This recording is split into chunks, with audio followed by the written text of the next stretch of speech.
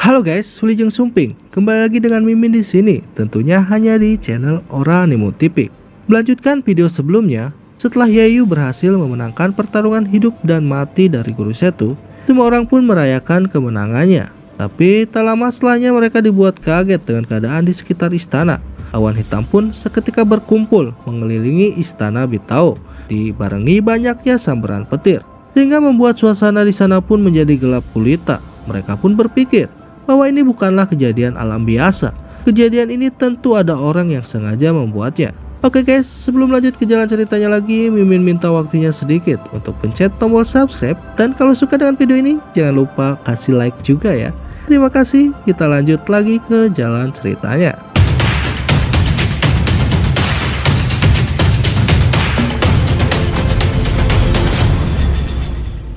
Ternyata benar saja, ada sosok yang keluar dari balik awan hitam tersebut.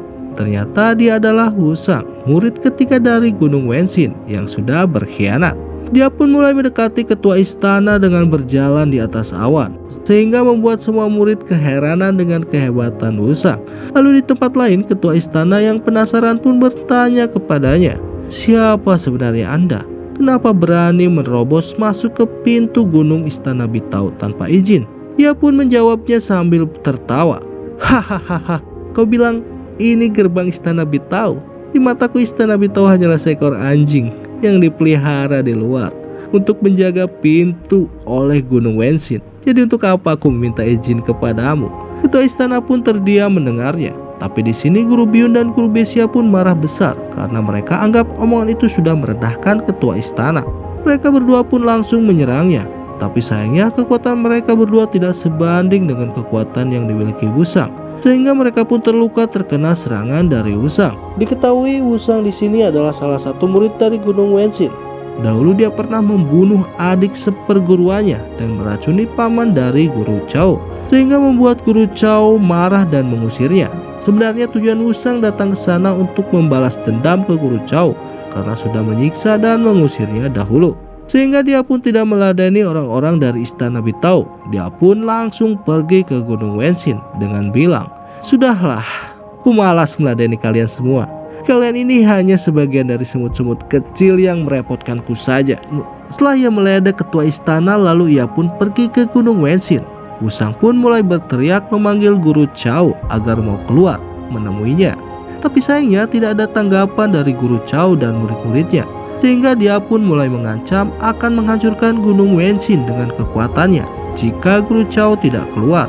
Ia pun mengeluarkan ilmu Xiangxi Bumi untuk menghancurkan Gunung Wenxin. Seketika saja istana Bitao yang berdekatan pun terkena efek gempa dari ilmu Xiangxi Bumi yang Wusang keluarkan.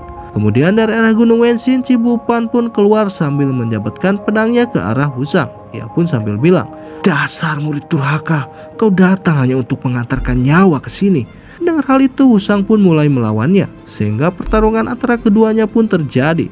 Tapi di sini Wusang yang licik pun meminta bantuan kepada musuh bebuyutan Guru Chao, yaitu dua tetua dari Jianyan yang sudah lama mengincar nyawa Guru Chao. Di saat tetua Jian yang bertarung dengan Cibupan, Wusang dengan otak jahatnya dengan sengaja ingin menghancurkan istana Bitao. Ketua istana yang mengetahui niat jahat dari Wusang pun menyuruh Guru Biun untuk melindungi semua murid-murid istana Bitao.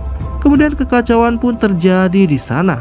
Tirai pelindung di istana Bitao pun dihancurkan oleh kekuatan Wusang, sehingga pertahanan istana pun semakin melemah. Lalu tak lama mereka pun dikagetkan dengan kedatangan ketua aliran Tianhou dan ketua aliran Yunxing yang sengaja bekerja sama dengan Wusang untuk menghancurkan istana Bitao.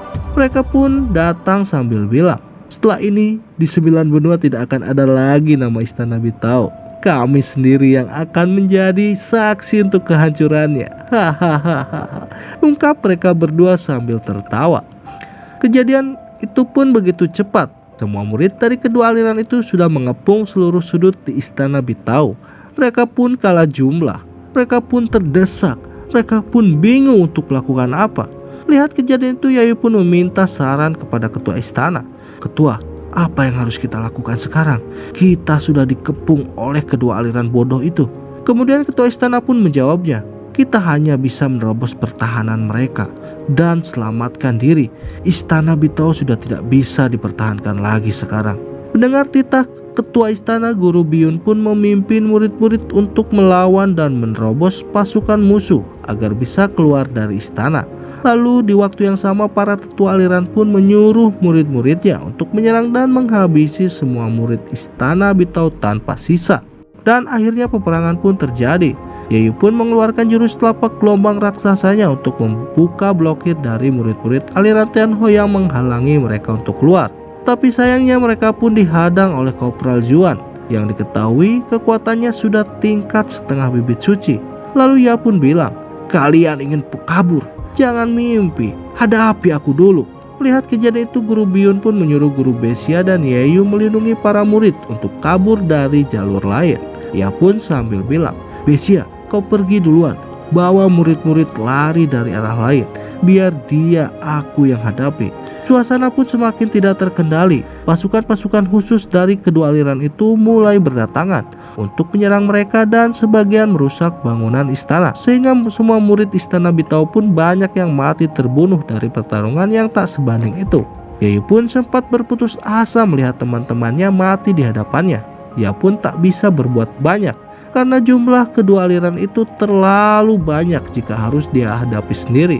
Melihat Yayu yang lengah, salah satu murid aliran Tianho pun memanfaatkan keadaan tersebut. Ia pun dengan cepatnya menyabetkan pedangnya ke arah Yayu. Jingyi yang melihat dari kejauhan pun berteriak, "Yayu, awas di belakangmu!" Sontak Yayu pun kaget mendengarnya. Di saat bersamaan ada Yujin yang melindungi Yayu dari hantaman pedang itu. Kejadian tersebut terlalu cepat sehingga Yayu tidak bisa menghindarinya. Seketika pedang itu pun tembus ke tubuh Yujin. Darahnya pun berceceran di tubuh Yayu. Yayu pun seketika marah. Ia pun langsung membalas murid tersebut, "Mati kau!" Kemudian di tempat yang sama Guru Biyun pun mengalami kekalahan melawan Kopral Yuan. Akhirnya ia pun terpaksa menggunakan jurusnya untuk meledakkan diri dengan maksud agar Kopral Yuan bisa mati bersamanya. Suasana di istana Bitau pun sudah seperti lautan darah. Banyak murid-murid dari istana Bitau yang mati. Keadaan pun semakin mendesak mereka, sehingga membuat para murid yang masih hidup pun putus asa menghadapi situasi ini. "Sepertinya sudah tidak ada lagi harapan kita untuk hidup. Kita dan istana Bitau hanya tinggal catatan sejarah saja," ucap salah satu murid dari istana Bitau. Yayu yang mendengarnya pun marah. Ia pun tak terima dengan kematian Yujin dan Guru Biyun. Pada akhirnya ia pun mulai membakar semangat teman-temannya. Lalu ia pun bilang, "Mereka sudah mengorbankan nyawa mereka agar kita bisa selamat dan keluar dari sini hidup-hidup, supaya masih ada harapan bagi istana Bitau untuk bangkit di kemudian hari. Jika kalian seperti ini terus, apa kalian ingin menyia-nyiakan pengorbanan mereka?" Mendengar hal itu, semua murid pun mulai tersadar bahwa menyerah bukanlah pilihan. Akhirnya mereka semua pun mulai melawan dan menyerang dengan ganasnya. Satu persatu pemblokiran dari musuh pun terbuka. Akhirnya mereka pun bisa keluar dari istana Bitau. Kemudian di tempat lain, ketua istana dan ketua aliran Tianho pun saling mengadu kekuatan. Tapi di sini ketua aliran Tianho pun diuntungkan karena dia dibantu oleh ketua aliran Yunxing, sehingga mereka berdua dengan mudah mengalahkan ketua istana. Tapi ketua istana yang terluka pun masih terus melawan dan menyerang mereka. Ia pun berjuang hingga tetes darah penghabisan untuk istana Bitau. Kemudian ia pun bilang, "Kalian ingin memusnahkan istana Bitauku? Kalau begitu, ayo kita mati bersama." Mendengar ancaman dari ketua istana tersebut, mereka berdua pun ketakutan. Mereka pun tersadar bahwa ketua istana pasti akan meledakkan dirinya. Ternyata benar saja. Tak lama ketua istana pun mengeluarkan rantai suci dan ilmu siang si bumi miliknya untuk mengikat ketua aliran Tianho dan ketua aliran Yunxing agar mereka bisa mati bersama dalam ledakan bunuh dirinya itu. Setelah mengikat keduanya, ketua istana pun langsung meledakkan dirinya. Ledakan itu pun sangat dahsyat hingga istana Bitau yang megah pun akhirnya hancur rata dengan tanah. Tapi di sini terlihat ketua aliran Tianho dan ketua aliran Yunxing masih selamat dari ledakan tersebut. Tapi mereka terlihat terluka parah dari efek ledakannya. Lihat ketua Yunxing yang terluka parah, dengan otak jahatnya, ketua aliran Tianho pun memanfaatkan kesempatan itu. Dengan sisa tenaganya ia pun menyerang ketua aliran Yunxing, sehingga ketua aliran Yunxing pun mati seketika. Melihat semua pesaingnya sudah mati, ketua aliran Tianho pun tertawa atas kemenangannya. Lalu ia pun bilang, "Hahaha, kedua ketua aliran sudah mati. Hari ini aliran kulah yang menjadi penguasa di 9 benua sekarang. Murid aliran Tianhou, dengarkanlah, bunuh semua murid aliran Yunxing, ucap ketua aliran Tianhou kepada murid-muridnya. Kemudian akhirnya semua murid aliran Tianhou pun menghabisi semua murid aliran Yunxing tanpa sisa.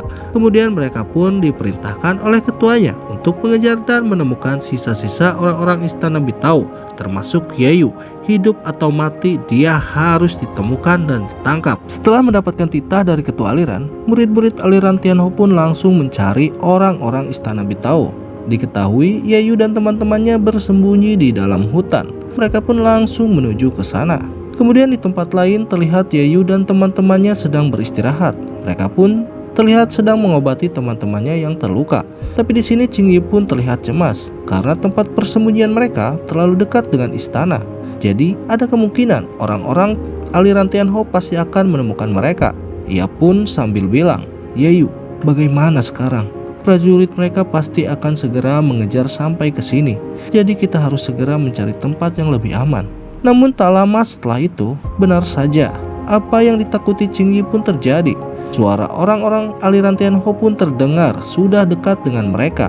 Yayu pun yang mengetahuinya akhirnya menyuruh guru Besia untuk membawa murid-murid lain untuk mencari tempat persembunyian yang aman. "Guru Besia, tolong kau bawa mereka mencari tempat aman untuk bersembunyi. Biar aku sendiri yang akan menghadang bajingan-bajingan tengik itu." Mendengar perkataan Yayu, semua orang pun khawatir kepadanya, termasuk Qingyi. Ia pun bilang, "Yayu, kau hati-hati. Istana Bitao sudah banyak kehilangan orang. Kau harus kembali dengan selamat." Lalu Yayu pun menjawabnya dengan santai, "Tenang saja, aku pasti akan kembali untukmu." Kemudian di tempat lain, orang-orang Tianhou pun sudah semakin dekat. Mereka pun melihat Yayu dan teman-temannya dari kejauhan. Kemudian mereka pun dengan segera menyerangnya. "Mereka ada di sana, cepat bunuh mereka," ungkap orang-orang aliran Tianhou sambil menyerang. Tapi Yayu pun dengan segera menghalangi mereka. "Kalian semua mencari mati di sini," ungkap Yayu mengancam mereka. Mendengar ancaman itu, orang-orang Tianhou pun balik menertawai Yayu. "Hahaha, kau ini sudah gila bocah, ingin menghalangi kami sendirian. Apa kau sudah bosan hidup bocah tengik?" ungkap mereka sambil menyerang Yayu. Melihat serangan itu, Yayu dengan gaya tengilnya bilang, "Bukan aku, tapi kalianlah yang sudah bosan hidup." Lalu Yayu pun mengeluarkan batu spirit dan ilmu Xiangxi buminya untuk menghabisi semua orang aliran Tianhou yang mengejarnya tadi. Dan pada akhirnya mereka pun semua mati, terbakar oleh api pembakar jiwa yang Yayu keluarkan. "Ini baru permulaan. Cepat atau lambat aku akan datang sendiri ke aliran Tianhou dan membuat mereka membayar semuanya dengan darah." Setelah melihat orang-orang aliran Tianhou mati, Yayu pun menyusul rombongan teman-temannya di tengah hutan. Qingyi yang melihatnya pun langsung menemui Yayu. "Yayu, bagaimana keadaanmu? Apa kau terluka?" "Aku baik-baik saja. Pasukan yang mengejar sudah mati semua. Untuk saat ini kita aman," jawab Yayu sambil menjelaskan keadaan di luar kepada mereka. "Selain kita di sini sudah tidak ada lagi orang yang selamat, termasuk ketua istana. Dia pun telah gugur." Mendengar informasi dari Yayu, semua orang yang mendengarnya pun menangis. Dan mereka pun mengutuk perbuatan Wusang. Karena dia, kedua aliran itu berhasil menghancurkan kejayaan istana Bitao. Kemudian mereka pun mengatur strategi untuk balas dendam sambil memulihkan tenaga mereka dan menunggu keadaan aman di sana. Tapi di sini Yayu pun terlihat marah. Ia pun ingin segera membalaskan dendam teman-temannya. Ia pun memaksa pergi, tapi niatnya dihalangi oleh guru Besia. "Yayu, saat ini kau jangan gegabah. Jika kau pergi ke aliran Tianhou sekarang, sama saja kau mengantarkan nyawamu. Lebih baik saat ini kau cari guru Zhao, mintalah bimbingannya agar kau bisa mengalahkan Wusang dan antek-anteknya itu. Sambil kau pergi, kami akan menunggumu di sini," ungkap guru Besia menasihati Yayu. Mendengar hal itu, kemudian Yayu pun pergi mengikuti nasihat dari guru Besia untuk meminta bimbingan dari guru Zhao. Dalam perjalanannya menuju Gunung Wenxin, ia pun melihat istana Bitao yang sudah hancur tanpa tersisa. Lalu ia pun berhenti di satu tempat. Kemudian semua bayangan orang-orang yang dekat dengannya terlintas di pikirannya, yang membuat Yayu terpukul dan menangis di tempat itu. Tapi tak lama setelah itu Yayu pun mendengar suara orang yang datang. Ia pun menyangka bahwa suara itu adalah orang-orang aliran Tianhou yang masih ada di sekitar situ. Lalu ia pun mendekati sumber suara itu dan menyerangnya. Cibupang yang kaget pun langsung menghentikan Yayu. "Hai bocah bodoh, ini aku, kakak seperguruan keduamu," ungkap Cibupang terkena serangan Yayu. Yayu yang baru tersadar, akhirnya ia pun menghentikan serangan itu. "Apa? Ternyata kau kakak kedua. Aku kira tadi orang dari aliran Tianho, makanya aku langsung menyerangmu." Setelah terjadi kesalahpahaman itu, lalu mereka berdua pun berbincang. Kemudian Yayu pun langsung menanyakan keadaan Guru Chao kepada Cibupang. Diketahui setelah pertarungan kemarin, Guru Chao dan kedua muridnya mereka pun berhasil membunuh kedua tetua Jianyan. Tapi keadaan Guru Chao saat ini sedang terluka. Kemudian Cibupang pun menjelaskan alasannya berada di tempat itu. Ia pun sambil bilang, "Aku diperintahkan guru untuk menyampaikan pesannya kepadamu, makanya aku menunggumu di sini." Mendengar hal itu, Yayu pun menjawabnya, "Pesan apa yang guru titipkan kepadamu, kakak?" Lalu Cibupang pun menyampaikan pesan gurunya kepada Yayu, yang intinya Yayu harus merahasiakan jati dirinya dari orang-orang bahwa dia adalah murid dari Guru Chao. Karena kalau tidak, Yayu pun akan diburu dan dibunuh oleh kerajaan Jianyan. Kemudian Guru Chao memberi sebuah kertas mantra untuk meningkatkan kekuatan Xiangxi bumi milik Yayu dan menyuruh Yayu untuk pergi ke Gunung Failong karena di sana ada kekuatan energi naga yang bisa meningkatkan kekuatan Yayu berkali-kali lipat agar bisa membalaskan dendamnya kepada Wusang dan aliran Tianho. Setelah pertemuan itu, Yayu dan Cibupang pun berpisah.